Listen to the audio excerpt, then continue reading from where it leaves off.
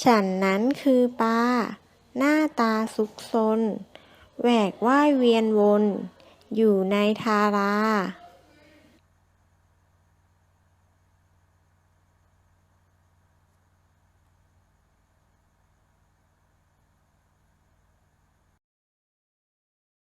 ฉันคือสิงโตน่ากลัวเกรงขามส่งเสียงคำรามก้องพนาภัยฉันคือกระต่ายหูยาวหางสั้นมีหลายสายพันธุ์สีสันมากมายฉันคือกระต่าย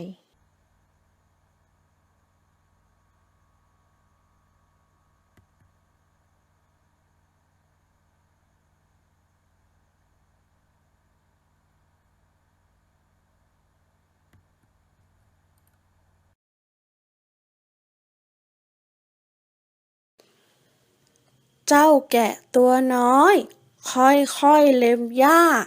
ยึกยักทำท่าสุกอุลาจริงเอ่ย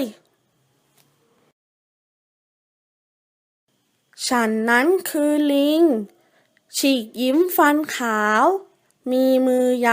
าวๆสาวกล้วยมากินฉันนั้นคือช้างหูกางาขาวมีงวงหางยาวตาวาวเสียจริง